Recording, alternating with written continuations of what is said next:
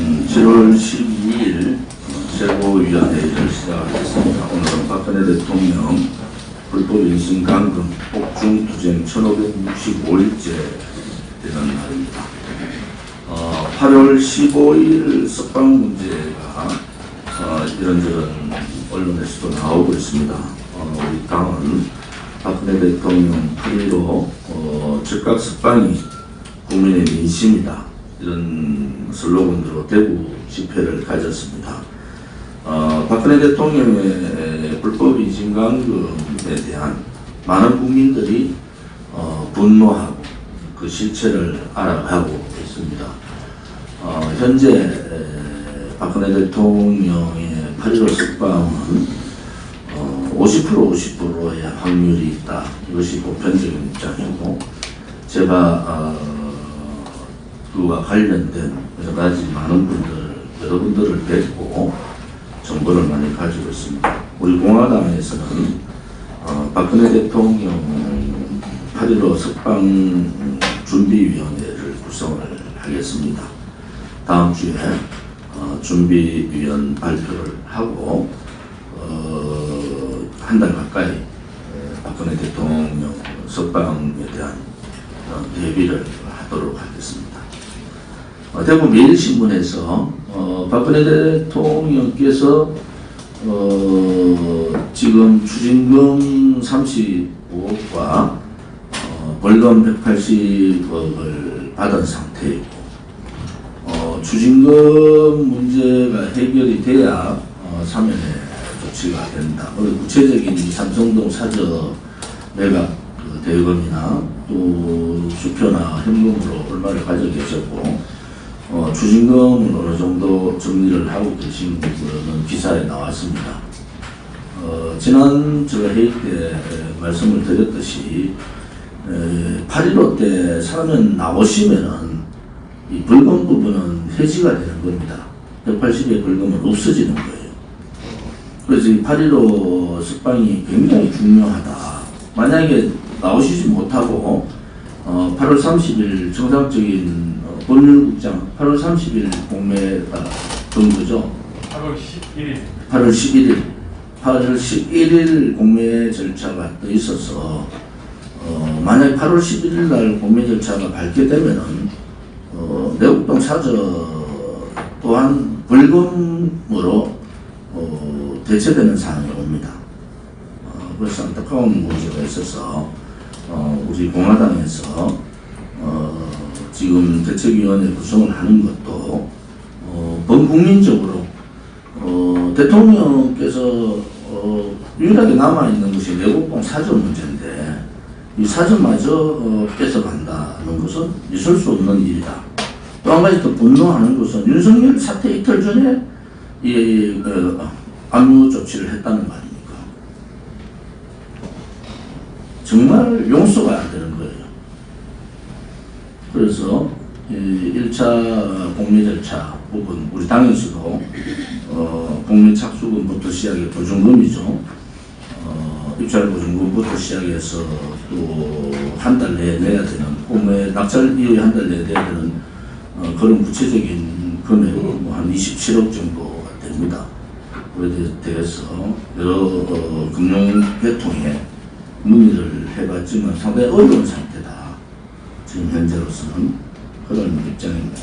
아무튼 공매 절차가 만약에 8월 11일 날 낙찰이 되면은 박근혜 대통령의 사전은 그냥 대통령 손을 떠나게 됩니다. 그것이 예를 들어서 벌금 180억 중에 일부를 그 돈으로 대체해야 되는 그런 상황이 오기 때문에 다음 한 달 전부터 이 문제에 대해서 깊숙이 일정을 조정을 하고 또 나름대로 대체 방안을 좀 세우고 이렇게 있다는 것을 말씀을 드리고요. 그 부분에 대해서 좀 더 고민을 하고, 답답한 것은 은행에서 아무튼 낙찰된 물건을 담보로 대출을 4군데 알아봤는데 뭐 대출 못 해주겠다는 통지를 다 받아라. 그것도 사실이다. 이런 말씀을 드리겠습니다. 결론은 뭐냐? 박근혜 대통령께서 아무튼 8월 15일 이 국민들과 함께 할 수 있는 그러한 적극적인 석방이 국민의 민심이다라는 것을 우리는 분명히 말씀을 드립니다. 이승만 건국 대통령 서거 56주기 원래 7월 19일 다음 주 월요일인데 수도권 거리두기 4단계로 인해서 어제 이화장에서 건국 대통령 실질적인 그 혁명가시죠. 공권체제에 저항했던 혁명가시고 공산주의 전제체제에 저항했던 혁명가시고 사회주의가 아니라 민주주의 사회로 자유민주주의 나라로 만들어야 됐다는 건국을 이루신 혁명가십니다. 어제 여러 많은 분들이 오셔서 추도식을 거행을 했고 그 추도식에 저도 이성호 최고와 같이 참석을 했습니다. 안타까운 것은 추도식에 얼굴을 보여야 하는 그러한 국민의힘의 지도부는 한 명도 없었다는 겁니다. 그냥 조화 하나 들렁 보내고는 면피하는 그런 모습을 보고요.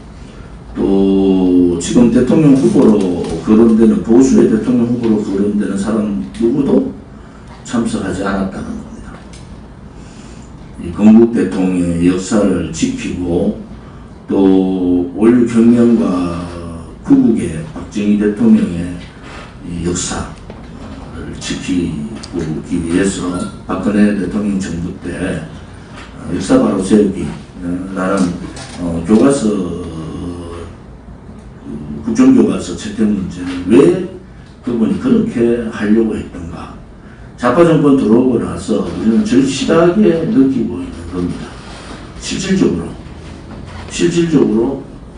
그분이 가고자 했던 일이 옳았던 길이고 소위 자유민주주의 체제, 반자유민주주의 체제 세력들이 들어오면서 체제 침탈, 자유경제 침탈을 뛰어넘어서 역사를 뒤바꾸려는 그러한 자들의 행위가 공공연히 일어나고 있지 않습니까? 백선엽 장군께서 돌아가신 지 일주기에 우리 공화당은 대구 집회가 있음에도 불구하고 오전 8시에 대전 현충원을 참배했습니다.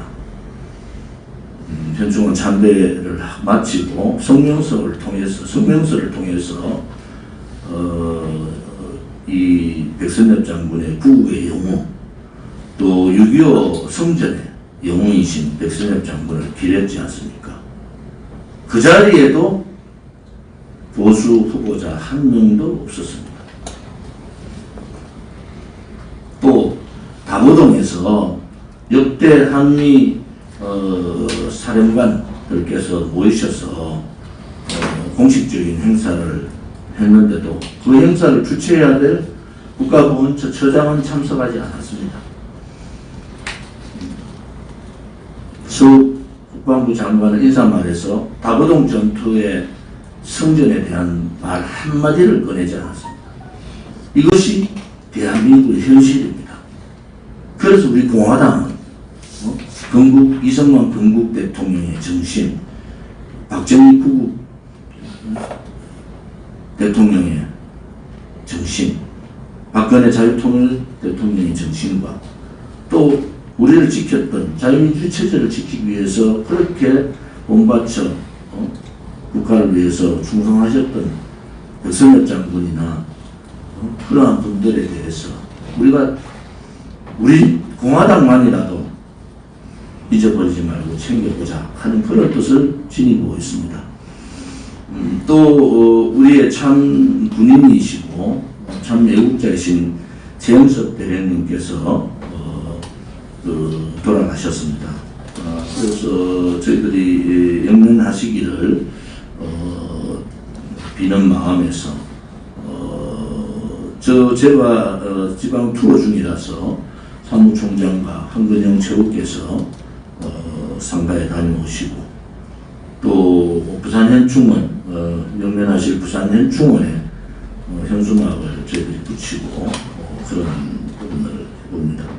정석 대령님께서 참 군인이시고 참 애국자이듯이 그분들의 유가족 또 가족 자제분들도 참 애국자이기를 저는 기대해 봅니다. 수도권 거리두기가 4단계로 오늘부터 실시됩니다. 수도권 거리두기 4단계를 통해서 그들의 무능한 방역 시스템, 백신 미확보, 치료제 문제, 치료제에 대한 거짓 이런 것이 적나라하게 드러났지 않습니까? 그런데 정부가 무능하고 또 정부가 무책임한 부분을 고스란히 국민들이 따먹게 생겼습니다. 자영업자는 이제 절규를 뛰어넘어서 분노의 단계로 이제 절망의 단계로 가고 있습니다. 자영업자가 또다시 이런 절망의 단계를 가면 이제 자영업자는 다 무너집니다. 그동안 이 K방역을 자랑했던 문제, 이 정권에 있는 사람들은 뭘 했습니까 도대체? 일본 얘기하는데 도쿄보다도 훨씬 더 많은 확진자들이 수도권에 서구에 지금 나타나고 있고 방역 책임자들은 변명하기 바쁘고 청와대는 한마디 말도 없습니다. 그렇게 K방역 국제회의에 가서 국민들하고 담화해서 국민하고 대화하던 말마다 K방역 하던 그들은 사라졌어요. 왜 그런지 아십니까? 다 거짓입니다. 그들의 K방역은 정치쇼에 불과했다. 그것을 우리는 절실히 느끼고 있습니다. 아무튼 수도권 4단계 거리두기에 우리 공화당이 오늘 비공개 회의에서 서명대 운영 부분이나 집회 부분에 대해서 어떻게 대처할 것인가 이런 부분들은 비공개 회의에서 정리해 나가도록 하겠습니다. 지난 7월 10일 날 있었던 대구 집회는 33도라는 기록적인 7월 폭염에도 불구하고 많은 동지들께서 참여해 주시고 또 그 힘든 과정에서도 버텨주시고 같이 행진해 주시고 또 K방역에 잘 맞추어서 이렇게 대처해 주신 데 대해서 감사를 드립니다.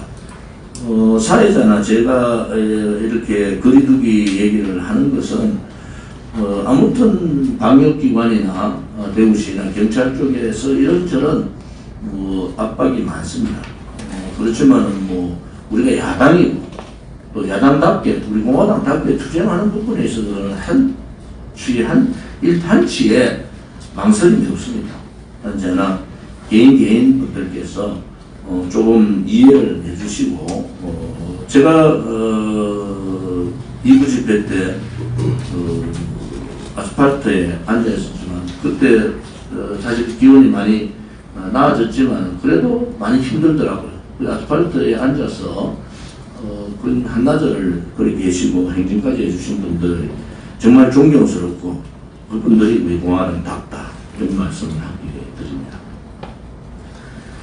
지금 소상공인들이나 직접 생산에 종사하시는 그 다음에 경영주, 사업주분들 또 자영업자분들 저희들이 조진과 함께하는 희망배달을 다니면서 많은 분들의 목소리가 저희들을 아프게 합니다. 그것은 최저임금 인상과 주 52시간 근로제 실시입니다. 그분들의 공통적인 생각은 최저임금 인상을 통해서 아르바이트 청년들이나 또 일을 하는 일반 사람들이 일자리가 거의 반으로 줄어버렸다. 왜? 본인들 스스로가 일하는 사람을 둘 수 없는 상태고 이제는 가정 자영업으로 가족 자영업으로 변화하는 상황들이 왔고 그 일자리가 그냥 명목상에 돈을 풀어서 실거 일자리나 단기 일자리로 국민들의 눈을 속이고 있는 이러한 현실을 보면서 정말 이 정권은 정말 나쁜 정권이다. 청년들의 알바 일자리까지 다 뺏어버리는 최저임금 인상 제도는 지금 노동계에서는 10,000원도 넘어서 14,440원을 요구를 하고 있고 또 경영계에서는 8,740원을 얘기하고 있는데 저는 우리 공화당은 이미 이 최저임금의 동결을 우리가 지난 총선 때 이미 발표를 했고요. 또 이 최저임금의 동결이 지금 경제의 밑바닥에 움직이는 서민들이나 자영업자들의 목소리와 동일하다는 겁니다. 이제 자영업자들이 드디어 본인들의 목소리를 내기 시작했거든요. 그래서 이 최저임금에 대한 동결 문제와 52시간 근로제 5인 이하 사업장에 대해서도 적용을 하는 이 7월 달에 52시간 근로제는 전면 폐지돼야 된다. 52시간 근로제를 통해서 기업주도 제대로 된 경영을 하지 못하고 사업장마다 진짜 아픈 목소리들이 나오는 겁니다. 일을 더해서 돈을 더 벌어서 우리 초중고등학교 학생들에 대한 그런 교육이라든지 이런 부분을 해야 되는데 일을 못하게 하는 상황을 만들어버렸단 말이에요. 저도 개인적으로 중소기업 하는 많은 친구들이 있고 그 친구들 똑같은 목소리는 경영을 하고 있는 사업주의 문제보다는 오히려 거기에 참여하고 있는 근로자들의 문제가 더 심각하다. 지금 시간의 수당으로 많은 돈을 벌던 사람들이 그 수당 자체가 반토막이 나버렸습니다. 이것은 잘못된 사회주의 경제 이론을 가지고 대한민국의 경제 전체적인 흐름을 완전히 무너뜨려버리는 그러한 악수를 둔 거다. 이렇게 봅니다. 우리가 좀 더 그런 부분에 대해서 정책적인 부분에서 정책 부분, 정책전략연구원이 좀 제대로 좀 활동을 해주기로 이러한 부분에 대한 분명한 우리 당의 입장들을 발표를 하고 그 발표 내용들이 자영업자나 소상공인 또 시장 상인분들과 함께하는 그러한 정당이 되기를 바랍니다. 제가 이 사람에 대해서 참 얘기하기가 싫은데 7월 11일 날 동아일보에서 윤석열 전 검찰총장이 윤석열 씨가 인터뷰를 했습니다. 제가 지난번 말씀드린 대로 윤석열은 문재인을 절대로 구속시키지 않을 거다. 한간에서 윤석열 쪽에서 이재명이 되면은 문재인은 구속되고 자기가 되면은 문재인 구속하지 않겠다. 그 맥이 문정권을 살리기 위해서 조국을 수사했듯이 문정권을 살리기 위해서 조기 사퇴를 해버리고 정치권으로 들어온 윤석열의 민낯을 다 보여주는 내용입니다. 그가 얘기했던 내용이 권력이 있을 때 남용하면 반드시 몰락하게 돼 있다. 그건 무모한 짓을 그런 무모한 짓을 절대 하지 않겠다. 표현은 이랬지만 절대 하지 않겠다는 건 절대 문재인을 구속하지 않겠다는 겁니다. 무슨 이런 막말을 하고 있습니까? 지역는 박근혜 대통령에 대해서 일주일에 4번 10시간씩 강연하고 법리책에도 나오지 않는 묵시적 청탁, 경제공동체 이런 부분을 들고 나와서 22년형을 때리고 4년 4개월째 아직도 옥중 인신감금을 당하고 있는 박근혜 대통령을 보고 또 분단되어 있는 대한민국에서 이 분단된 전 자유우방의 그 정보기관이나 이 지도부가 우려하는 것이 분단국가에서 어떻게 정보기관의 수장 3사람을 다 구속시키는 나라가 어디 있느냐 이런 얘기를 하는데 그것을 주도한 사람이 윤석열입니다. 100여 명이 자유파 사람들이 감옥을 보내고 정부 수장 3사람을 구속시키고 죄 없는 박근혜 대통령을 22년을 때리고 본인들은 33년을 때린 거 아닙니까? 검찰에서 그것도 강압수사를 통해서 최순실에 대해서 억압수사를 통해서 거짓 증언을 하라고 강요했던 그 윤석열 검찰 아닙니까? 거짓 태블릿 PC를 지금 수사받고 있는 특검팀의 사람이 특검부가 들고 나와서 거짓 태블릿 PC를 들고 진짜인 양 그런 쇼를 하던 그게 윤석열이 속해 있던 박영수 특검 아닙니까? 박근혜 대통령 탄핵을 주동했던 박근혜 대통령이 뇌물죄 돈 한 푼 준 사람도 없고 받은 사람도 없는데 뇌물죄로 엮어서 묵시적 청탁으로 엮었는 그 사람들이 43살밖에 안 되는 가짜 수산업자의 사기에 속아가지고 박영수 특검 대부분 윤석열도 그분에 대해서 입장을 밝혀야 되잖아요. 본인은 받았는지 안 받았는지. 그리고 입에 거론하기도 싫은 김무성 한 사람 때문에 기자들이 몇 사람이 젊은 기자들이 지금 다 감옥 가게 생겼습니까? 김무성하고 탄핵을 주동해가지고 20명 40명 얘기를 떠들던 박지원 박근혜 대통령 1심 가기 전에 절대 구속하면 안 된다 했는데 그 매몰차기였던 홍준표 박근혜 대통령 이름 팔면서 대구에서 하다가 했던 주호영 아니 이루 말할 수 없는 이런 폐악들이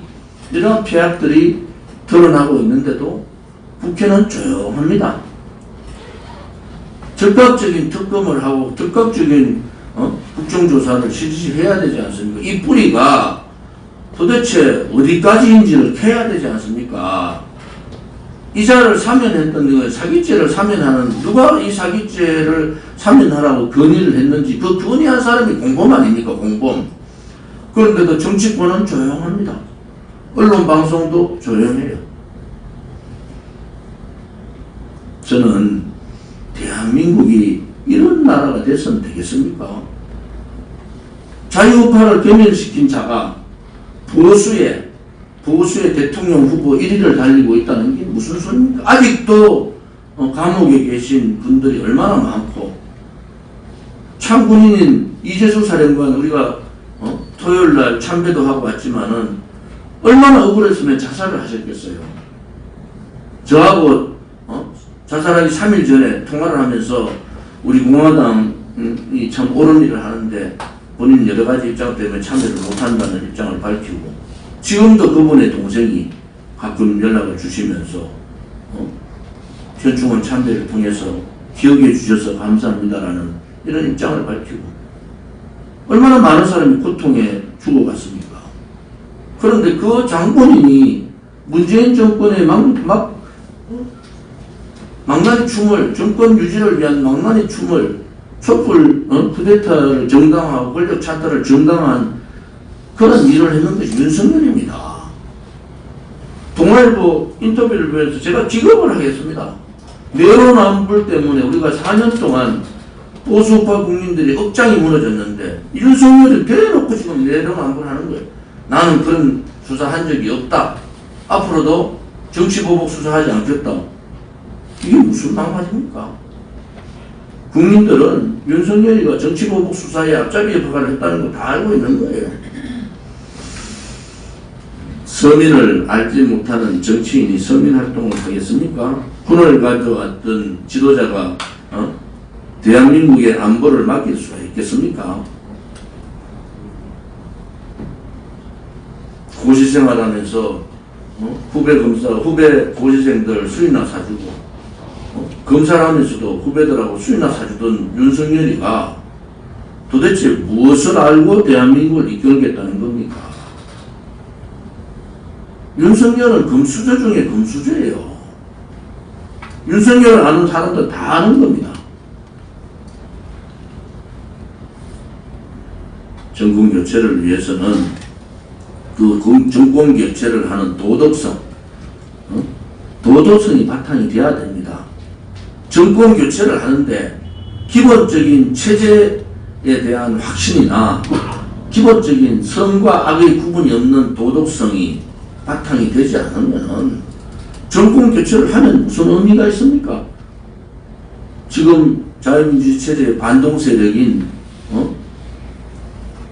문재인 정권하고 무슨 차이가 있겠습니까? 그런 도덕성이 결핍되어 있는 그런 사람들이 정권을 잡으면은 또 여야 연정이라는 개헌이라는 걸 들고 나와서 나라를 구렁텅이로 만드는 그런 입장에서 이해할 수 없는 그런 부분들이 많습니다. 우리는 윤석열 지지를 할 수가 없는 겁니다. 박근혜 대통령 내곡동 사죄도 자기 사퇴 이틀 전에 내곡동 사죄 가압류를 했다는 게 있을 수 있는 일입니까? 어떻게 그런 자가 박근혜 대통령에 대해서 위로와 유감을 표한다는